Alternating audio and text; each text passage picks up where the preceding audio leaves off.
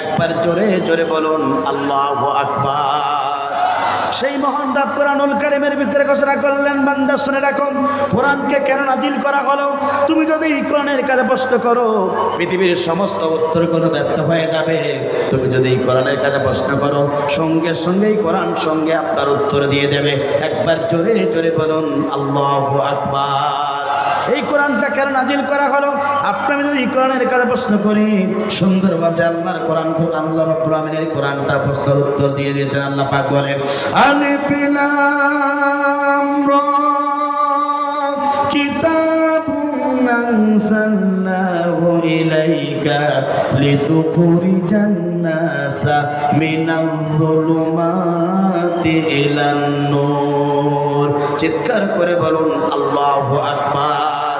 আল্লাহ পাক বলেন বান্দা শুনে রাখো এই কোরআনটা নাজিল করা হয়েছে গোটা পৃথিবীর যত প্রকার অন্ধকার পথ আছে, গোটা পৃথিবীর যত প্রকার অন্ধকার মতাদর্শ আছে, গোটা পৃথিবীর অন্ধকার যত প্রকার সমাজ আছে, সমস্ত পথ মতকে ডাস্টবিনে ফেলাই দিয়া আলোকিত একটি সমাজ তৈরি করার জন্য বিশ্বনবীর প্রতি আল্লাহ রাব্বুল আলামিন কোরআনটা নাজিল করেছিলেন। একবার জোরে জোরে বলেন আল্লাহু আকবার।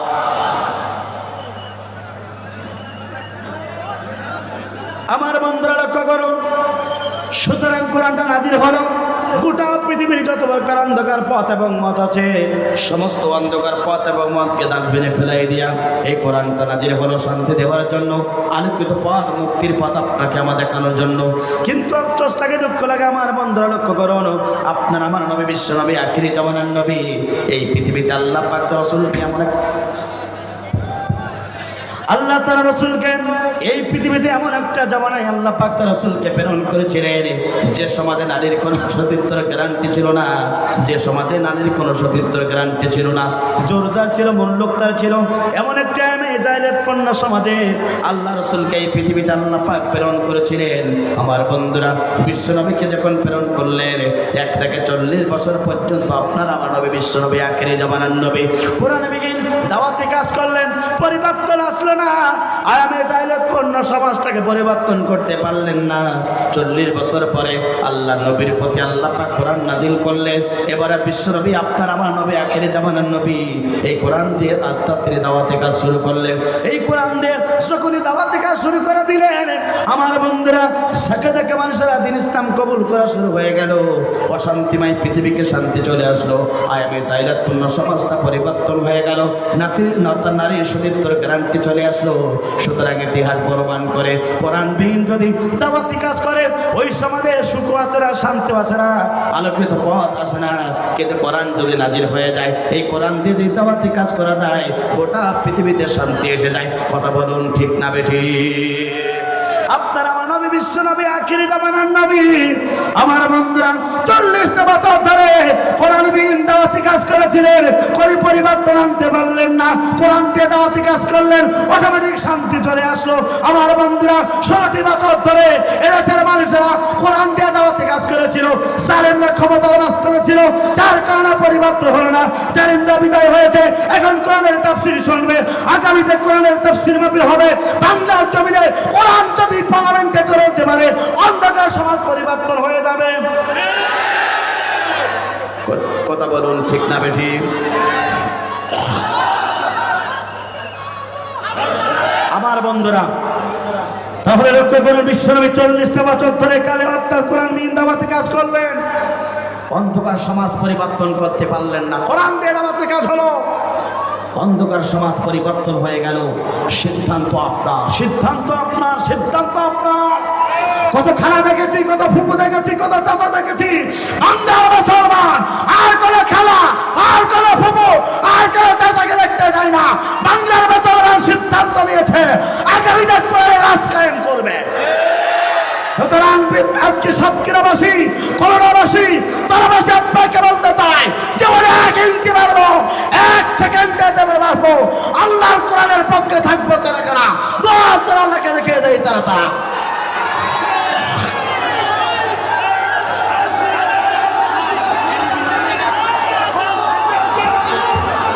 আমার বন্ধুরা, আমার বন্ধুরা সিদ্ধান্ত নিতে হবে। আপনারা আমার ঈমান যদি বাঁচাতে চান, আপনারা আমার যদি ইমান নিয়ে মৃত্যুবরণ করতে চান, আপনারা আল্লাহর জান্নাতের প্রত্যাশী হতে চান, কোন মুসলমান মানব রচিত আইনকে ডাস্টবিনে ফেলাই দিয়া আগামীতে আল্লাহর কোরআন কায়েম করতে চায়, এতে কে বেজার হলো কে খুশি হলো আমাদের যায় আসে না। কারণ একজন আলেম হিসাবে কোরআনের পক্ষে কথা বলতে হবে, একজন দায়ী হিসেবে আল্লাহর জমিন আল্লাহর দ্বীন কায়েমের পক্ষে কথা বলতে হবে। আপনার আমার নবী বিশ্ব নবী আখিরি জামানার নবী, তিনি পর্যন্ত আল্লাহর জমিনে দ্বীন কায়েমের কথা বলেছেন।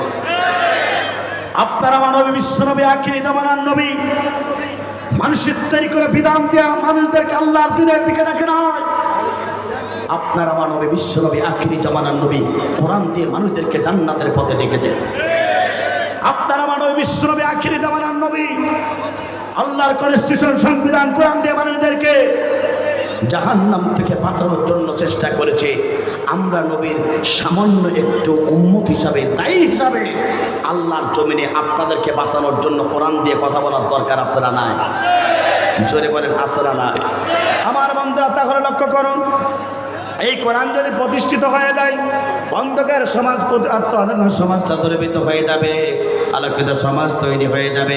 আবার বন্ধুরা, হাজার হাজার মানুষের ভিড় থেকে আপনি আমি মুসলমান এই কোরআনের তাফসীর মাহফিলের যে সে আল্লাহ পাক কোরআনুল কারীমের ভিতরে ঘোষণা করলেন, বান্দা শুনে রাখো, সেই সমাজটাকে কোরআন নাজিল করা হলো অন্ধকার সমাজটাকে পরিবর্তন করার জন্য।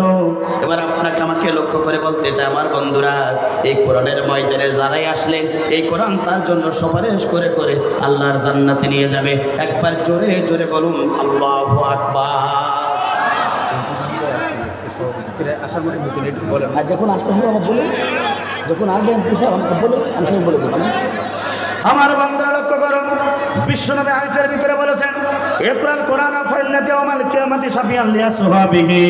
আল্লাহ নবী হাদিসের ভিতরে জানিয়ে দিয়েছেন, বান্দা শুনে রাখো, যারা কোরআনের তাফসীর মাহফিল আসে, কোরআন শোনার জন্য বসে গেলেন, কিয়ামতের ময়দান কঠিন মুসিবতের দিন, যেদিন সূর্যগুলো মাথার উপরে চলে আসবে, জমিনগুলো তামা হয়ে যাবে, গুনাহগার ব্যক্তির জিহ্বাগুলো যখন নাবিস্তাক চলে যাবে, যেদিন কাঁদতে কাঁদতে চোখের পানি ফুরিয়ে যাবে, চক্ষু দিয়ে যেদিন রক্ত প্রবাহিত হবে, যেদিন সন্তান পিতার পরিচয় দেবে না, পিতাও সন্তানের পরিচয় দেবে না, যেদিন কেউ কারোর পরিচয় দিতে চাইবে না, আজকে যারা এই কোরআনের তাফসীর মাহফিল কোরআন শোনার জন্য বসে গেলেন, এই কোরআন তাদেরকে সুপারিশ করে করে আল্লাহর জান্নাতে নিয়ে যাবে। একবার জোরে জোরে বলুন আল্লাহু আকবার।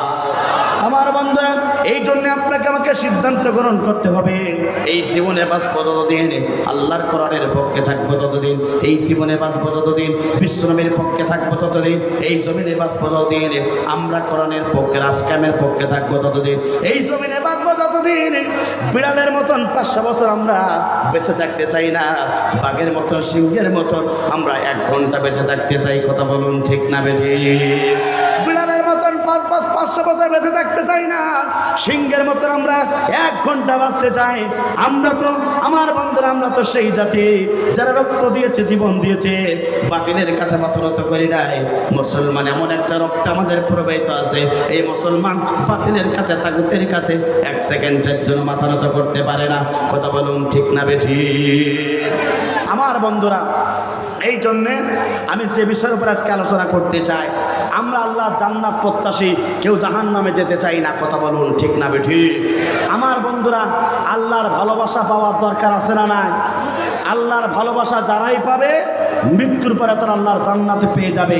চিৎকার করে বলেন আল্লাহু আকবার।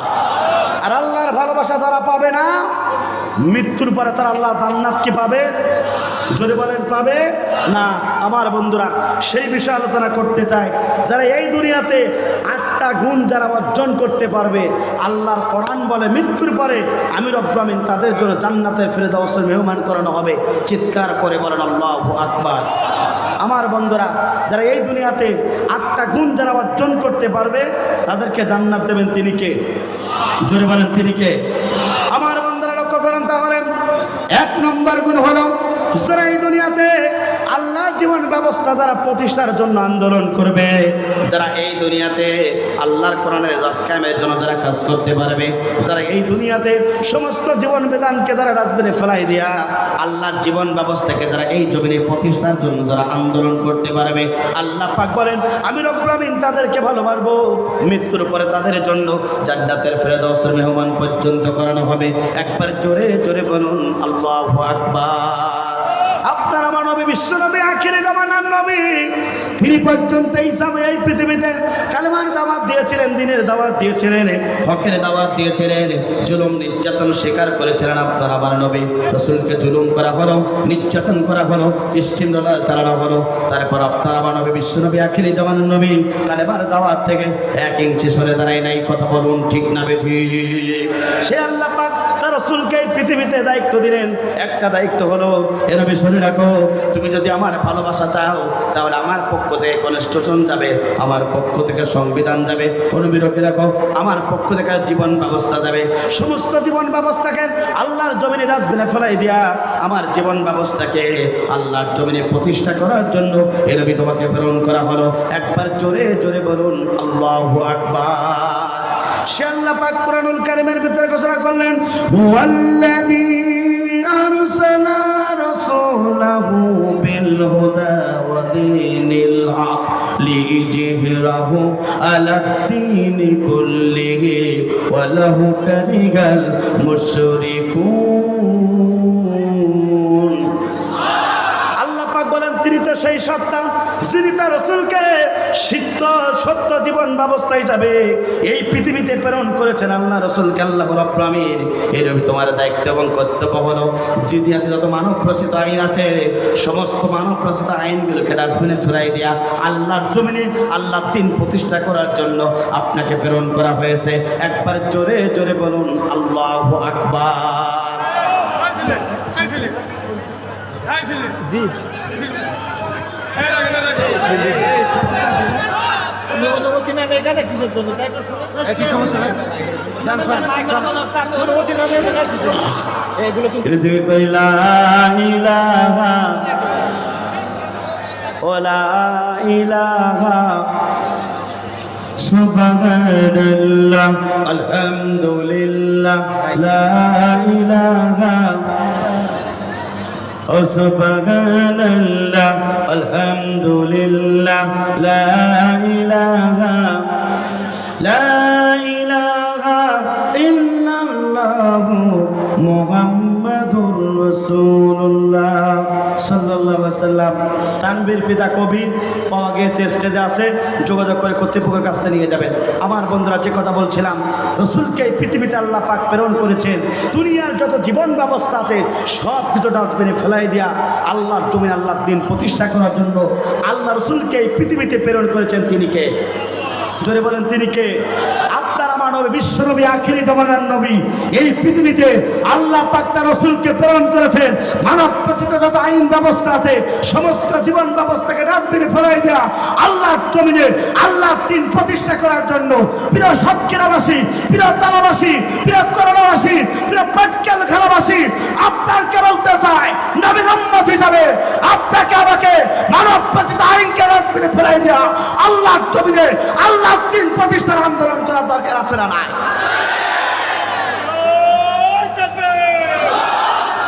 যদি আপনি আমি সেই নবীর সুপারিশ পেতে চাই, আল্লাহ রাসূল এই দ্বীনের কাজ করতে গিয়ে আল্লাহ রাসূল এই জমিনে কালেমার দাওয়াত দিতে গিয়ে ইস্তিগফার চালিয়েছে, রাসূলের প্রতি মিথ্যা মামলা দিয়েছে। রাসূলকে শুধু এখানেই শেষ নয়, রাসূলের তান্দার বাবার শহীদ করতে হয়েছে এই দিনের দাওয়াত দেওয়ার কারণে। রাসূলকে সবচেয়ে কষ্ট দিয়েছে ওই তাইফের দুষ্টদেবতারা। আল্লাহ রাসূলকে বুকে রক্ত ঝরিয়েছে, সারা শরীর থেকে রক্ত ঝরিয়েছে।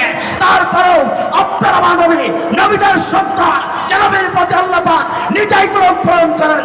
সেই নবী কালেমার দাওয়াত থেকে 1 ইঞ্চি সরে দাঁড়ায় নাই। প্রিয় সাতক্ষীরাবাসী, নবীর উম্মত হিসেবে রক্ত দেব, জীবন দেব, পাঁচের বাঞ্চে দেব, 1 ইঞ্চি দিনের দাওয়াত থেকে সরব না।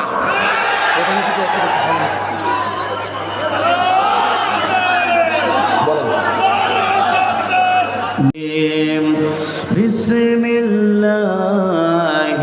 রহমানির রহিম।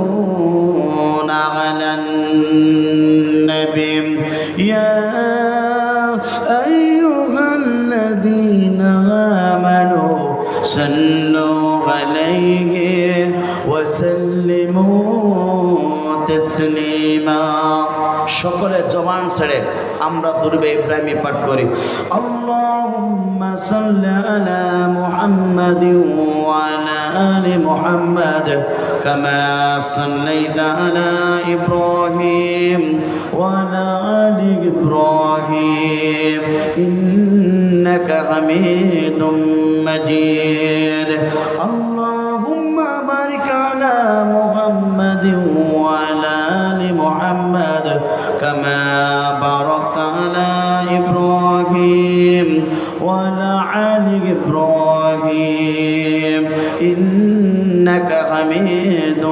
مجيد ربي زدني علما ربي زدني علما ربي زدني علما ربي اشرح لي صدري ويسر لي أمري واحلل عقدة من لساني يفقهوا قولي ربي زدني علما ربي زدني علما ربي اشرح لي صدري ويسر لي أمري واحلل عقدة من لساني يفقهوا قولي পৃথিবীতে যা কিছু আছে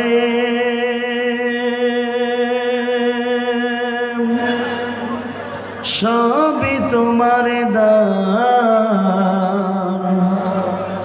মাওলা তোমার লীলা খেলা কি বোঝে তার শান মাওলা তোমার লীলা খেলা কি বোঝে তার শান পৃথিবীতে যা কিছু আছে সবই তোমার দান মাওলা তোমার লীলা খেলা কে বোঝে তার শান মাওলা তোমার লীলা খেলা কে বোঝে তার শান তোমার দয়ায় আমরা সবাই এই দুনিয়া পেলাম তোমার দয়ায় আমরা সবাই এই দুনিয়া পেলাম দমে দমে দম লাগাইয়া দমে দমে দম লাগাইয়া তোমার নামে গাইলাম তোমার দয়ায় আমরা সবাই এই দুনিয়া পেলাম তোমার দয়ায় আমরা সবাই এই দুনিয়া পেলাম তোমার সৃষ্টি দেখলে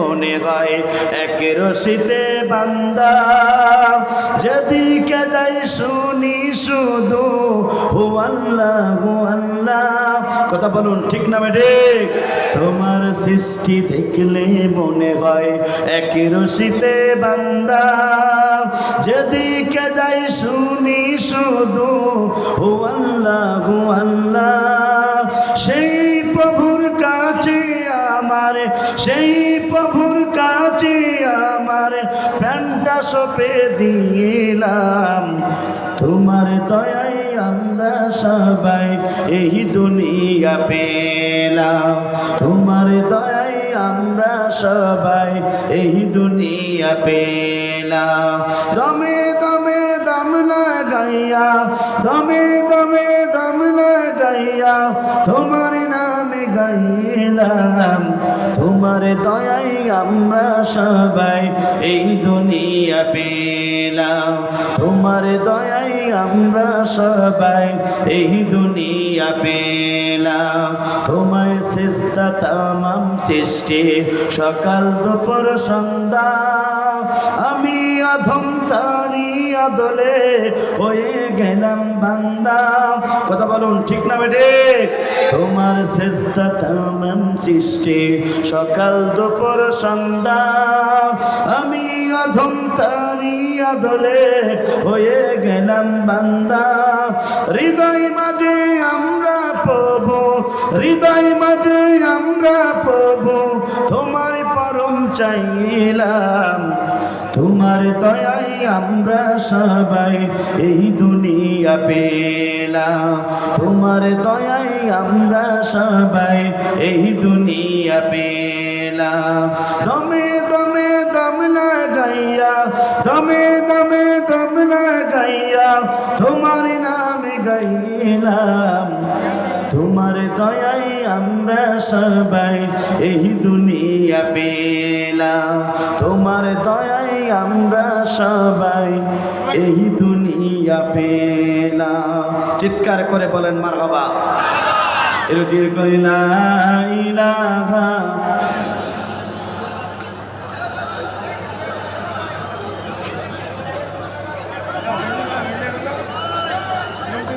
ও লা ইলাহা সুবহানাল্লাহ আলহামদুলিল্লাহ লা ইলাহা। আসমানে আল্লাহ, জমিনে আল্লাহ, হায়াতে আল্লাহ, মাউতে আল্লাহ, লা ইলাহা ও সুবহানাল্লাহ আলহামদুলিল্লাহ লা ইলাহা। কুরআন আমাদের সংবিধান, ওরাও সবাই তার বিজয় নিশান। কথা বলুন ঠিক না বেঠে? আপনার আমার সংবিধানের নাম কি? আর জোরে বলেন আপনার আমার সংবিধানের নাম কি? কারা কারা মুসলমান? দুহাত তুলে একটু আল্লাহকে দেখান। আমরা জাতিতে মুসলমান, আমাদের জীবন গ্রন্থ নাম আল্লাহর কোরআন, আমাদের অবস্থা আল্লাহ, আমাদের নেতা হচ্ছে নবী মুহাম্মদ রাসূলুল্লাহ সাল্লাল্লাহু আলাইহি ওয়াসাল্লাম। কথা বলুন ঠিক না বেঠে?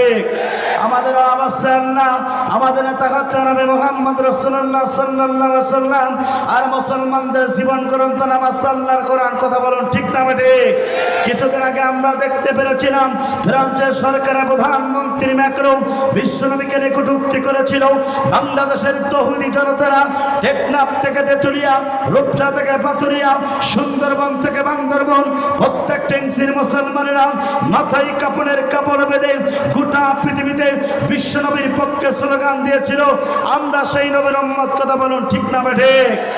এখানে শেষ নয় প্রিয় বন্ধুরা, আপনারা আমার ওই বিশ্বনবী আখিরি জামানার নবী, যে নবীর চেহারা দেখলে পারে এতিম সন্তানগুলো পিতা হারানোর বেদনা ভুলে যেত, যে নবীর চেহারা দেখলে পারে বিধবারা তাদের স্বামী হারানোর বেদনা ভুলে যেত, যে নবীর চেহারা দেখলে পারে ক্ষুধার্ত সাহাবীগণ ক্ষুধা নেবার হয়ে যেত।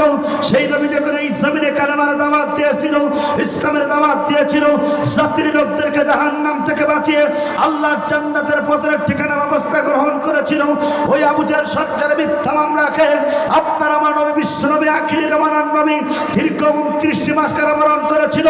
কারারুদ্ধ অবস্থায় গাছের লতা পাতা পর্যন্ত চিবিয়ে চিবিয়ে খেয়েছে, বাথরুম করে ছাগলের নেতির মতো হয়েছে। তারপরে বিশ্বনবী কালেমার দাওয়াত থেকে 1 ইঞ্চি সরে দাঁড়ায় নাই। আমরা সেই নবীর উম্মত। কথা বলুন ঠিক না বেঠে? এখানে শেষ নয় প্রিয় বন্ধুরা, আপনারা মানব বিশ্বনবী আখিরি জামানার নবী এই জমিনে কালেমার দাওয়াত দেবার কারণে ওই তায়েফের দুষ্ট যুবকেরা আল্লাহ রাসূলকে টার্গেট করে বৃষ্টির মতন পাথর মেরেছিল। পাথরাঘাত প্রাপ্ত হয়ে নবীর সমস্ত শরীর থেকে রক্ত বের হয়েছিল। তায়েফের ময়দানে 3টি বারে বেহুশ হয়ে গিয়েছিল এই জমিনে কালেমার দাওয়াত দেবার কারণে।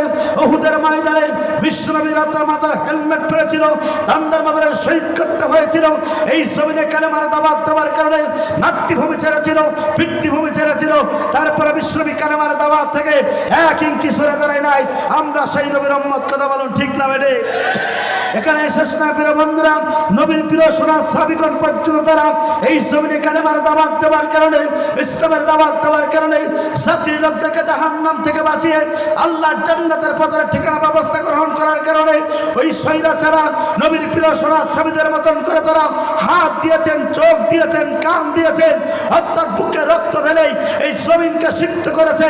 নবীর প্রিয় সোনার সাহাবীগণ পর্যন্ত তারা বাতিল শক্তির কাছে এক সেকেন্ডের জন্য মাথা নত করি নাই। কথা বলুন ঠিক না ঠিক? আর ওলামা ওয়ারাসাতুল আম্বিয়া, আত্মার নবীদের উত্তরসূরি বলেন হক্কানি আলেমগণ, সেই হক্কানি আলেমগণ যখন গোটা পৃথিবীতে কালেমার দাওয়াত দিয়েছিল, ইসলামের দাওয়াত দিয়েছিল, জাতির লোকদেরকে জাহান্নাম থেকে বাঁচিয়ে আল্লাহ জান্নাতের পথের ঠিকানা ব্যবস্থা গ্রহণ করেছিল।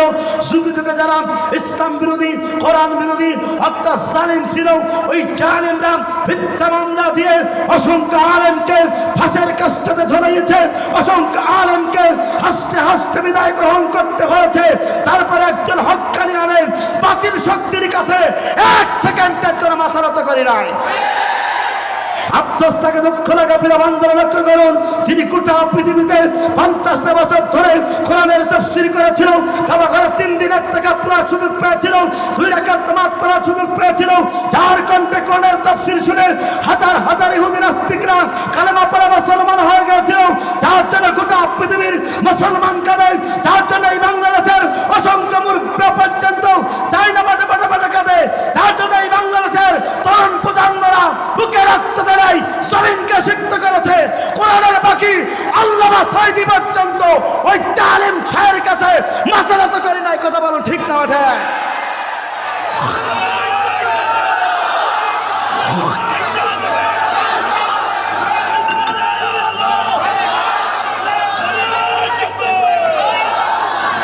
সুতরাং আফসোস লাগে, দুঃখ লাগে, সে নবীর মতন করে যদি রক্ত দিতে হয়, সে নবীর মতন করে যদি মিথ্যা মামলা খেতে হয়, নবীর মতন করে যদি অর্থাৎ গায়ে রক্ত ঝরাতে হয়, নবীর প্রিয় সোনা সাবিদের মতন করে যদি জীবন দেওয়া লাগে, রক্ত দেওয়া লাগে, বাংলাদেশ আলেমদের মতন করে যদি ফাঁসের কাস্টে ঝোলা লাগে, বাংলাদেশের অর্থাৎ জাতির শ্রেষ্ঠ সন্তান, গোটা পৃথিবীর সম্পদ, বাংলাদেশের সবচেয়ে বড় সম্পদ, অর্থাৎ জাতির শ্রেষ্ঠ তাফসীর করো কোরআনের বাকি আল্লামা সাঈদী পর্যন্ত এই কালেমার দাওয়াত দেওয়ার কারণে ওই জালিম শায়েরা 13টি বছর ধরে মিথ্যা মামলা দিয়ে অন্ধ প্রকাশ্যে জীবন যাপন করিয়ে ইঞ্জেকশনের মাধ্যমে বিষ ঢুকিয়ে পাঁচের রাস্তাকে খুঁজি করার জন্য কোরআনের বাকি আল্লামা সাঈদী জীবন দিল, বাতিল শক্তির কাছে মাথা নত করে নাই। সুতরাং কোরআনের বাকি আল্লামা সাঈদীর মতন করে যদি রক্ত দিতে হয়, জীবন দিতে হয়, ফাঁসির কাস্টে ধরা লাগে, প্রিয় সাতক্ষীরাবাসী, প্রিয় ইসলামী আন্দোলনের কর্মীরা, আপনাকে বলতে চাই রক্ত দেব, জীবন দেব, কোরআন ছাড়বে না। কারা কারা তারা আল্লাহকে দেখাই দেয়, তারা তারা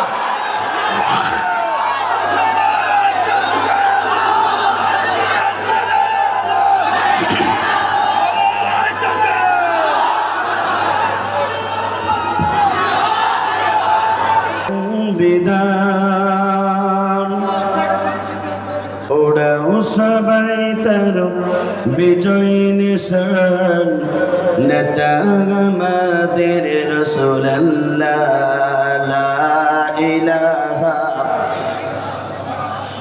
লা ইলাহা লা ইলাহা ইল্লাল্লাহু মুহাম্মাদুর রাসূলুল্লাহ সাল্লাল্লাহু আলাইহি ওয়াসাল্লাম।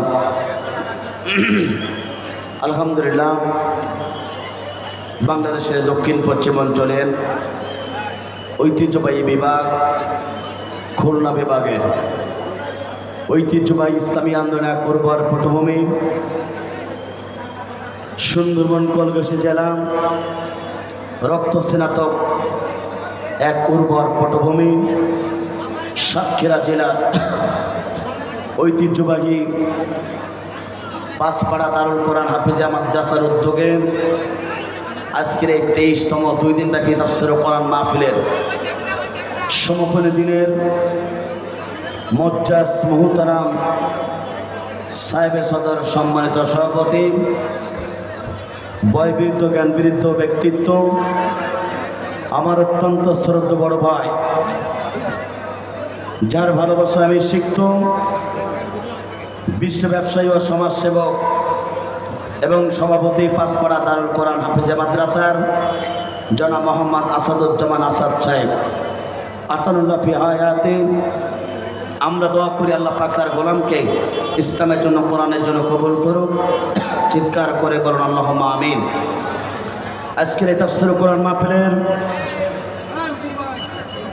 সম্মানিত প্রধান অতিথি জেলা বিএনপির সাবেক সভাপতি, দুইবারের নির্বাচিত সাবেক সংসদ সদস্য, সাতক্ষীরা 1 কলরতলার জনমানুষের গণনন্দিত জননেতা, বিএনপির কেন্দ্রীয় প্রকাশনার সম্পাদক, আমার অত্যন্ত শ্রদ্ধেয় ব্যক্তিত্ব বড় ভাই জনাব মোহাম্মদ হাবিবুল ইসলাম হাবিব সাহেব আতনুল্লাহ হায়াতে আমরা দোয়া করি আল্লাহ পাক তার গোলামকে ইসলামের জন্য, কোরআনের জন্য কবুল করুক। চিৎকার করে বলুন আল্লাহুম্মা আমিন। আজকের তাফসীর কোরআন মাহফিলের আমন্ত্রিত বিশেষ অতিথিবৃন্দ আলোচনা করে আপনাদেরকে ধন্য করবেন ছোট বড় ভাই হযরত মাওলানা হুসাইন আহমেদ মাহফুজ চুয়াডাঙ্গা। যারা আলোচনা শোনার জন্য পাগল পড়ার মতন আপনারা সেই দূর দূরান্ত থেকে ছুটে এসেছেন, কোরআনের ময়দানে বসে আছেন।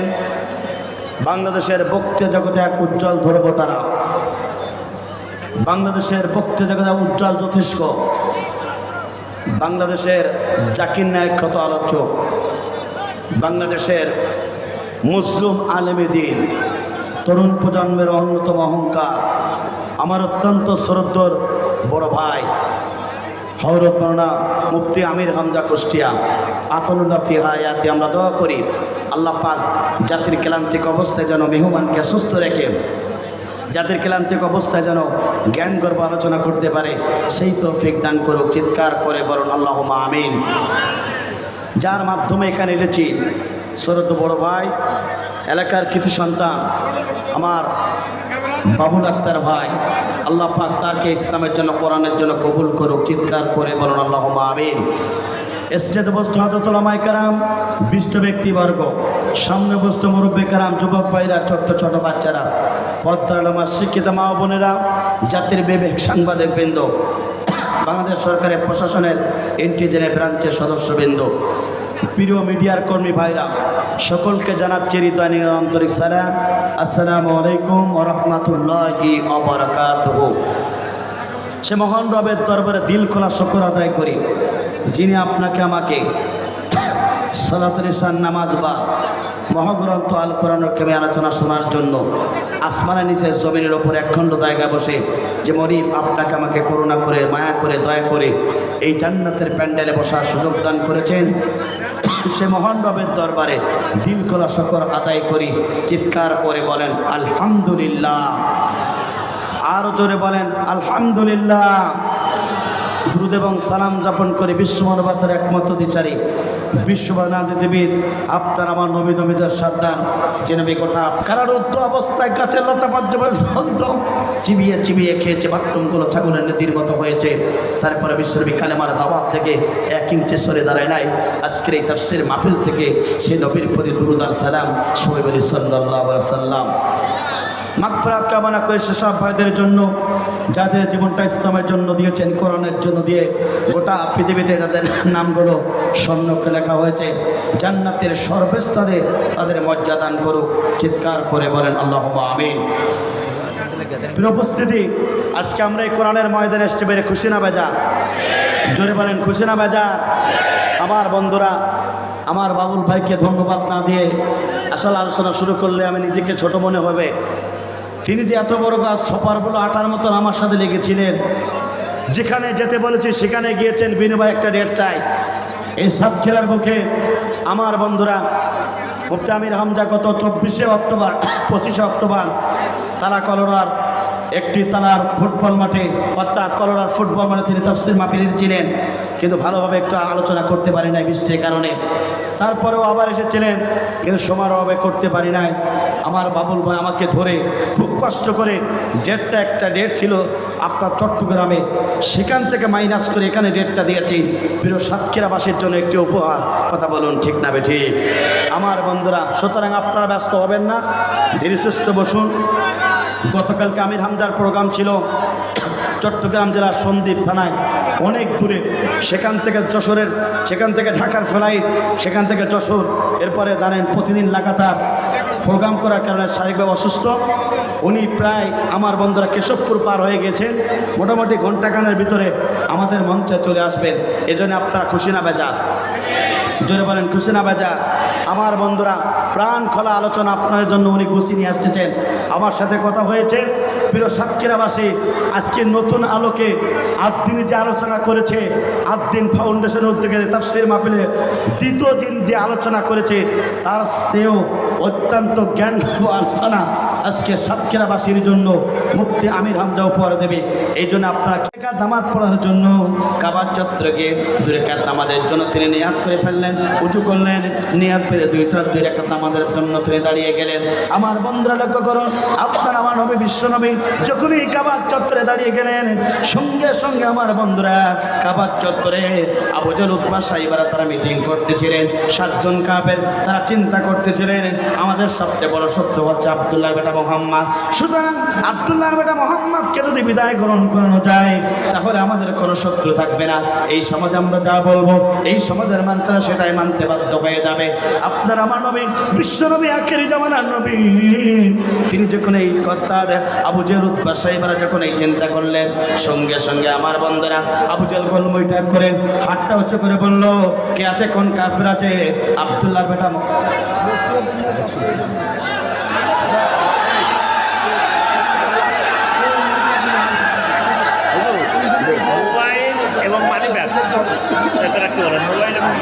আমার বন্ধুরা, মোবাইল এবং মানি ব্যাগ আপনারা নিজ দায়িত্বে রাখুন।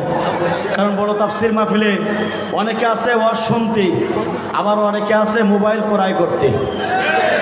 কথা বলুন ঠিক না বেঠি? বড় তাফসীর মাহফিলে অনেকে আছে ওয়াজ শুনতে হেদায়েত হওয়ার জন্যে, আর অনেকে আছে চুরি করে হেদায়েত হয় না, জাহান্নাম ক্রয় করে। কথা বলুন ঠিক না বেঠি? এই জন্য আপনার মোবাইলগুলা সুন্দরভাবে রাখার জন্য চেষ্টা করবেন, মানি ব্যাগগুলা ঠিক করবেন, কারণ কিছুক্ষণ পরে আমার ওই মানি ব্যাগের সাথে সাক্ষাৎ হবে। এই জন্য আপনারা কেউ মানি ব্যাগগুলো হারিয়ে ফেলবেন না, কারণ ওই হারানো মানি ব্যাগ থেকে কিছুই পাবো না। মানি ব্যাগগুলো ঠিকঠাক রাখেন, কিছুক্ষণ পরে আমার কিন্তু মানি ব্যাগের সাথে একটু আদর আছে। আমার বন্ধুরা লক্ষ্য করুন, নবীকে হত্যা যখন দাঁড়িয়ে গেলেন কাবার চত্বরে, ওরা মিটিং করে নবীকে মানার জন্য প্ল্যান করে ফেললো। আবু জাহল বলল, কে আছে? আব্দুল্লাহর বেটা মুহাম্মদকে বিদায় গ্রহণ করাতে পারলে তাকে পুরস্কৃত করা হবে, অনেক কিছু করা হবে। সঙ্গে সঙ্গে আল্লাহর নবী বিশ্ব নবী হত্যা তিনি নামাজে দাঁড়িয়েছিলেন। একজন কাফের ছিল উকবা ইবনে আবি মুইত। উকবা ইবনে আবি মুইত হাতটা উঁচু করে বললেন, নেতাজি চিন্তা করবেন না, এই দায়িত্বটা আপনি আমাকে দিন। আব্দুল্লাহর বেটা মুহাম্মদের কাল্লাটা পর্যন্ত দুনিয়ার মাঝে ফেলে দেব, দুনিয়ার মাঝে তাকে বিদায় গ্রহণ করে দেব, চিরশত্রু বিদায় হবে। এই দেশে আপনি নেতাজি যা বলবেন এই দেশের লোক সেইগুলো সব কথা মানতে বাধ্য হয়ে যাবে। আমার বন্ধুরা যখন আবু জাহলের সম্মুখে উকবা ইবনে আবি মুইত এই কথা যখন বললেন, উকবা ইবনে আবি মুইত যখন এই কথা বললেন, সঙ্গে সঙ্গে আবু জাহল বললেন, উকবা ইবনে আবি মুইত তুমি দেরি করো না, দেরি করো না, যাও যাও যাও। এমন জায়গায় 3 দিন পূর্বে একটা উট মারা হয়েছে, সমস্ত উটের নাড়ি বুড়ি পর্যন্ত ওখানে ফেলানো হয়েছে। সমস্ত উটের নাড়ি বুড়িগুলা আব্দুল্লাহর বেটা মুহাম্মদ যখন সিজদারত অবস্থা হবে, সব নাড়ি বুড়িগুলা সিজদারত অবস্থায় থাকার কারণে তার পিঠের উপরে চাপিয়ে দেবে। মুহাম্মদ দুনিয়ার মাঝে বিদায় গ্রহণ করবে। মুহাম্মদ দুনিয়ার মাঝে যখন বিদায় গ্রহণ করবে, সঙ্গে সঙ্গে আমাদের চিরশত্রু দুনিয়ার মাঝে বিদায় গ্রহণ করবে। আমার বন্ধুরা লক্ষ্য করুন, সঙ্গে সঙ্গে যখন এই কথা আবু জাহল বললেন, উকবা ইবনে আবি মুইত বলে দিলেন, সমস্ত উটের নাড়ি বুড়ি পর্যন্ত নিয়ে বহন করলেন নিজে। বিশ্বনবী আপনার আমার নবী অর্থাৎ সিজদারত অবস্থায় ছিলেন, সমস্ত রক্ত উটের নাড়ি বুড়ি পর্যন্ত বিশ্বনবীর পিঠের উপরে চাপাই দেওয়া হলো। আল্লাহ নবী আর সিজদা থেকে উঠতে পারে না, চোখ দুটো রক্তিম হয়ে গেল, বুকের উপরে আত্মার কষ্টের ছাপ চলে আসলো। আল্লাহ নবী উঠতে পারে না। যিনি হাদিসটা বর্ণনা করেছেন দিন কায়েমের সঠিক পথ, মুফতি জসিমউদ্দিন রহমানের লেখা, এই লেখার এই বইয়ের ভিতরে যেখানে হাদিসটা বানাম অর্থাৎ আব্দুল্লাহ ইবনে মাসউদ রাদিয়াল্লাহু তাআলা ওই হাদিসটা বর্ণনা করেন। যখন হাদিসটা বললাম আমার দেহের লোমগুলো খাড়া হয়ে গেল। আমার বন্ধুরা সঙ্গে সঙ্গে আব্দুল্লাহ ইবনে মাসউদ রাদিয়াল্লাহু তাআলা দেরি করলেন না, একটু ভাই একটু কথা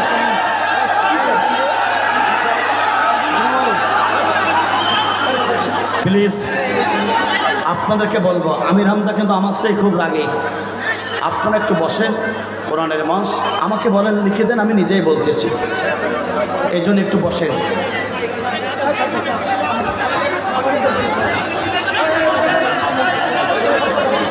আমার বন্ধুরা লক্ষ্য করুন, বিশ্বনবী কষ্ট অনুভব করেন। আব্দুল্লাহ ইবনে মাসউদ রাদিয়াল্লাহু তাআলা আনহু এই দৃশ্য দেখে নবীর প্রিয় কলিজার টুকরা ফাতেমার বাড়ির দিকে রওনা দিলেন। রাসূলের কলিজার টুকরা ফাতেমার বাড়িতে চলে গেলেন। কলিজার টুকরা ফাতেমাকে ডেকে বললেন, মা ফাতেমা, তোমার বাবা কাবার চত্বরে 2 রাকাত আমাদের জন্য দাঁড়িয়েছিল। আবু জাহল উতবা সাহেবরা তারা মিটিং করলো, তোমার বাবাকে দুনিয়ার মাঝে বিদায় গ্রহণ করাতে চায়। ও নবীর কলিজার টুকরা ফাতেমা, তাড়াতাড়ি চলো, তোমার বাবাকে বাঁচাতে হবে। এই কথা শোনার সঙ্গে সঙ্গে আল্লাহর নবীর কলিজার টুকরা ফাতেমা ঘর থেকে বেরিয়ে গেলেন। আমার বন্ধুরা কাবার চত্বর দিকে রওনা দিলেন। আমার বন্ধুরা গিয়ে দেখলেন নিজের বাবার পিঠের উপরে ওঠে নানি বলি পর্যন্ত চাপানো আছে। দেখে তিনি চোখ দিয়ে পানি পড়া শুরু হয়ে গেল। বিশ্বনবী আর উঠতে পারে না। রাসূলের কাছে চলে গেলেন, গিয়ে বললেন, আব্বা জান, আপনি জন্মের পূর্বে আপনি আপনার বাবাকে হারিয়েছেন। ও আমার আব্বা জান, জন্মের পরে আপনি আপনার মাকে হারিয়েছেন। যতদিন আপনি দূর থেকে বাড়ি এসেছেন ততদিন আপনি আমাকে মা বলে ডেকেছেন। ও আমার আব্বা জান, কাবার চত্বরে আসার কারণে, নামাজ আদায় করার কারণে ওই আবু জাহল আপনাকে মারতে চায়। আমি নবীর মেয়ে, আপনার সমস্ত শরীর থেকে উঠান নাড়ি ভরে সরিয়ে দিচ্ছি। বিশ্বনবীর কলিজার টুকরা ফাতেমা সমস্ত উঠান নাড়ি ভরি পর্যন্ত অত্যার পিঠ থেকে সরিয়ে দিলেন। আল্লাহর নবী অত্যার সিজদা থেকে উঠে গেলেন। ছোট্ট বাচ্চা পর্যাপ্ত পরিমাণে বুকে কষ্ট হয়, রক্তবর্ণ তার চোখের ভিতরে। আমার বন্ধুরা, বিশ্বনবীর কলিজার টুকরা ফাতেমা বিশ্বনবীকে জিজ্ঞাসা করে, ও আমার আব্বা জান, কেন আপনাকে তারা মারতে চায়? আপনার জবান থেকে একটিবারের জন্য জানতে চাই। কলিজার টুকরা ফাতেমা যখন এই কথা রাসূলকে জিজ্ঞাসা করলেন, আল্লাহর নবীর সঙ্গে সঙ্গে 2টা মোবারক দাড়ি মোবারক বেয়ে 2টা চোখ দিয়ে দাড়ি মোবারক বেয়ে জমিনে টপ টপ করে বাড়ে। বলে, মা, আমি আমার বাবাকে দেখি নাই। জন্মের পূর্বে আমি আমার বাবাকে হারিয়েছি। ও আমার কলিজার টুকরা ফাতেমা, জন্মের পরে আমি আমার মাকে হারিয়েছি। যতদিন বাড়িতে গিয়েছি মা, তোমাকে আমি মা বলে ডেকেছি। আমার কলিজার টুকরা ফাতেমা, কেন তারা আমাকে মারতে চায়? শোনো তারা, শোনো শোনো শোনো মা, একটা অপরাধে তারা আমাকে মারতে চায়। সে অপরাধটা হলো, ও আমার মা, আমি তাদের সম্মুখে কালেমার দাওয়াত দিয়েছিলাম, লা ইলাহা ইল্লাল্লাহু মুহাম্মাদুর রাসূলুল্লাহ। চিৎকার করে বলেন সাল্লাল্লাহু আলাইহি সাল্লাম। ও আমার মা ফাতেমা, এই কালেমার দাওয়াত দেওয়ার কারণে তারা আমাকে মারতে চায়, আমাকে জুলুম করে, আমাকে নির্যাতন করে, আমাকে স্টিম রোলার চালায়। পৃথিবীর মাঝ থেকে তারা আমাকে বিদায় গ্রহণ করাতে চায়। সঙ্গে সঙ্গে ফাতেমা বললেন, ও আমার বাবা, আপনি কি তাদের কোনো সম্পদ নিয়েছেন? সঙ্গে সঙ্গে বললেন, না মা, তাদের কোনো সম্পদ নেই নাই। আপনি কি তাদের কোনো ঘরে বাড়ি জ্বালিয়েছেন? সঙ্গে সঙ্গে বললেন, না মা, তাদের ঘরে বাড়ি জ্বালাই নাই।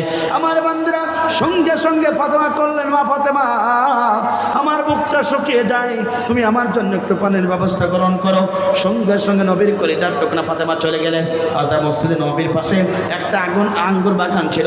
আঙ্গুরের বাগানের মালিকের নাম ছিল আদ্রাস। সে আদ্রাসের কাছে চলে গেলেন। আদ্রাসেরকে আমার বন্ধু আদ্রাসের কাছে গিয়ে বললেন, আদ্রাস, তুমি আমার বাবার জন্য তোমার আঙ্গুরের বাগান থেকে কিছু আঙ্গুর ফলের ব্যবস্থা গ্রহণ করো। আদ্রাস সঙ্গে সঙ্গে আঙ্গুরের ফল অর্থাৎ কিছু জোগাড় করে দিলেন। রাসূলুল্লাহ সাল্লাল্লাহু আলাইহি ওয়াসাল্লাম আঙ্গুর ফল চাপ দিলেন। 1 গেলা আঙ্গুরের রস হয়ে গেল। নবীর কাছে নিয়ে গেলেন। নবী সেবন করলেন, একটু শক্তি অনুভব করলেন। 2 হাত ধরে আবার আল্লাহর কাছে বলেন, আল্লাহ, কাবার চত্বরে নিজের স্ত্রী মারা গেছে, নিজের চাচা মারা গেছে, মনটা ভীষণ খারাপ, তাই 2 রাকাত নামাজের জন্য মেরেছিলাম। আল্লাহ, ওই কাফের আমাকে মারার জন্য আমার উটের নাড়ি বুড়ি আমার পিঠের উপরে চাপাই দেওয়া হয়েছিল। রব্বুল আলামিন, আল্লাহ, আপনার কাছে দোয়া করি, যারা আমাকে মারতে চায়, আমি নবী বেঁচে থাকতে থাকতে যেন তারা দুনিয়ার মাঝে বিদায় গ্রহণ করে। একবার জোরে জোরে বলুন আল্লাহু আকবার। আমার বান্দারা, এই কথা যখন বিশ্বনবী দোয়া করলেন, দুনিয়ার সমস্ত দোয়া ব্যর্থ হতে পারে, নবীর দোয়া কি ব্যর্থ হবে?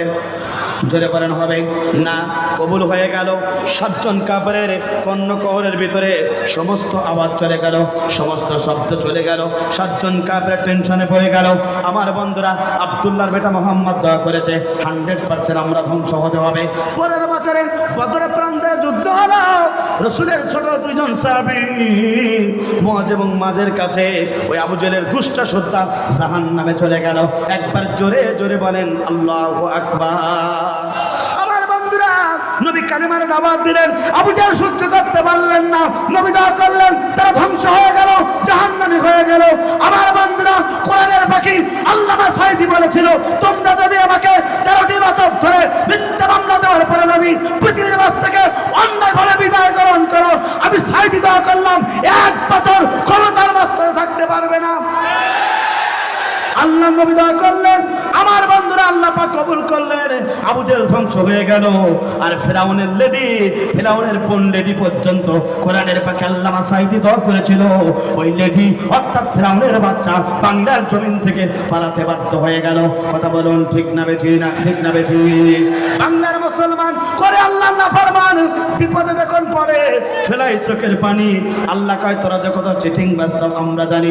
আল্লাহ আমার বন্ধুরা, ধরে মোল্লা ধরে না, ধরলে মোল্লা ছাড়ে না, সবাই ধরে বারবার, মোল্লারা ধরে একবার। এই মোল্লা যাদেরকে ধরেছে জানাজার নামাজ তাদের পড়াই লেগেছে। কথা বলুন ঠিক না বেঠিক? আমার বন্ধুরা, সুতরাং কোরআনের পাখি জাতির শ্রেষ্ঠ তাফসীর করো। কোরআনের পাখি এই কোরআনের তাফসীর করার কারণে অসংখ্যবার তাকে গুলি করা হয়েছে। মিথ্যা মামলা দিয়ে 13টি বছর ধরে জুলুমের শিকার করে 5 রাষ্ট্রকে খুশি করার জন্য তারা অন্যায়ভাবে কোরআনের পাখি আল্লামা সাঈদীকে বিদায় গ্রহণ করালো, হত্যা করলো। ওই বাংলার মুসলমান হত্যাকারী বিচার চান কারা কারা? 2 হাত তুলে আল্লাহকে দেখিয়ে দেন তারা।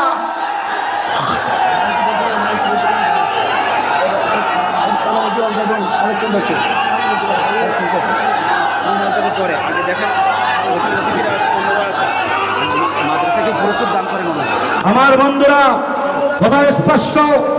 সাবেক তিনবারের প্রধানমন্ত্রী বেগম খালেদা জিয়া একজন 77 বছর একজন অর্থাৎ দেশে আল্লামা সাঈদী যার সাথে রাজনীতি করেছে, একই পার্লামেন্টে কথা বলেছেন, বারংবার তাকে চিকিৎসার জন্য অর্থাৎ আবেদন করেছে, মঞ্জুর করা হয় নাই, জালিমরা বিদায় হয়ে গেল। সেই খালেদা জিয়া আজকে নিজের চিকিৎসার জন্য লন্ডনে গেল। সুতরাং জালিমরা দেখে দেখে আজকে আঙুল চোষো। কথা বলো ঠিক না বেঠে? সুতরাং জাতির লোকেরা খুশি হতো, অর্থাৎ জাতির লোকেরা সবচেয়ে খুশি হতো কোরআনের পাখি আল্লামা সাঈদী যদি 5 আগস্টের দিন যদি বেঁচে থাকতো, বাংলার জমিনে কোটি কোটি বছর না রক্তের বিনিময়ে জেলখানা থেকে আল্লামা সাঈদীকে বিদায় করতো। কারা কারা 2 হাত তুলে আল্লাহকে দেখিয়ে দেয়?